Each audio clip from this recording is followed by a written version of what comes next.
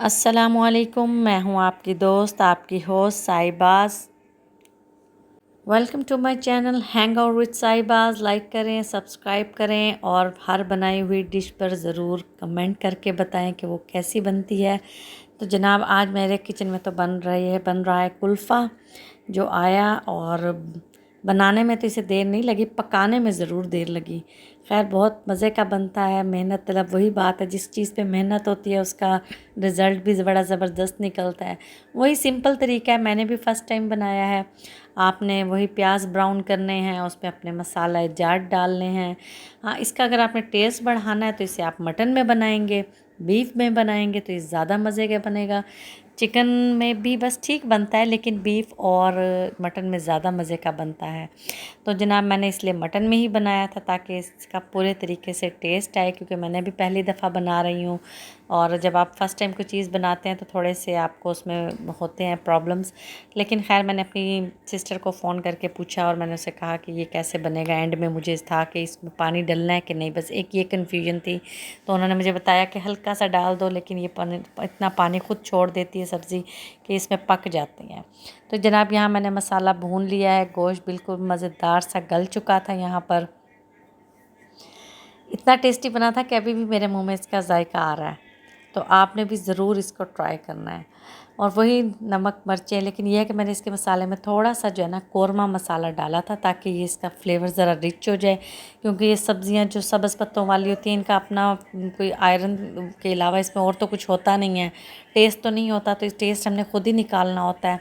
खैर, और इसको मैंने बहुत अच्छे से धोया था कि इसमें मिट्टी बहुत होती है, तो इसको एहतियात से आपने धोना है, ताकि वरना ये आपके खाने में बाद में ये ना हो कि आपको वो डिस्टर्ब करे। तो मैंने इसको धो के अच्छी तरह से बहुत दफ़ा धो के फिर मैंने इसे रख दिया था। और उसके बाद मैंने ये आहिस्ता आहिस्ता डाला और थोड़ी देर ये, क्योंकि वो प्रेशर कुकर के ऊपर तक आ गया था, तो मैंने इस पे हल्का सा लिड लगा के रख दिया 5-7 मिनट जितना, कि ये हल्का सा इसका पानी आना शुरू हो जाए और ये नीचे बैठ जाए। और बिल्कुल ये वैसे ही हुआ। यहाँ नीचे मैं आपको शायद दिखा सकूँ, वो पानी हल्का हल्का सा सब्ज़ी ने अपना छोड़ना शुरू कर दिया था। फिर मैंने इसे वेट लगाया तकरीबन 3 से 4 मिनट का, और ये देखें कितना पानी आ गया। अब यहाँ पे मरहला सारा मेहनत का था। पानी मैंने खुश्क करते करते मुझे काफ़ी टाइम लग गया था कि इतना पानी हो गया था। तो मैं सोच रही थी कि अगर हम पानी ना भी डालें तो ये सब्ज़ी अपना इतना पानी डाल देती है। मैंने वैसे डाला हाफ़ ग्लास से भी कम था, लेकिन उसके बावजूद भी अच्छा पानी हो गया था। खैर, तो जनाब, पहला एक्सपीरियंस तो फिर आपको पता है ऐसे ही होता है, लेकिन मैंने सोचा मैं अपना एक्सपीरियंस आपके साथ शेयर करूं।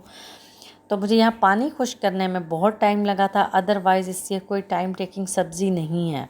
मैंने ये अंदाज़ा लगाया कि जल्दी पक सकती है। तो जनाब, मेहनत करें और मज़े मज़े के खाने खाएं। गर्मी है, मुश्किल तो है किचन में खड़ा होना ऐसी सब्ज़ियों के लिए, लेकिन जब आप खाते हैं तो फिर लज़्ज़त सारी मेहनत और गर्मी भगा देती है। ये अच्छी तरह मैंने इसे भून लिया। भून कर ये ऑयल इसका बाहर निकल आया। ये फ़ाइनल इसकी लुक ये निकली थी। इसके बाद मैंने जल्दी जल्दी पराठे बनाए, खाना लगाया और हमने खा लिया। बिल्कुल भी इंतज़ार नहीं हो रहा था। उसके बाद बारी आई मीठे की। बच्चे हों और ये चीज़ घर में ना हो, ये तो हो नहीं सकता। फिर हमने जनाब फूड पांडा किया और थोड़ी थोड़ी, क्योंकि लेट हो रहा था, हमने सोचा इन्हें एक एक स्कूप टेस्ट करा दिया जाए ताकि इनकी रूहों को ठंड पड़ जाए।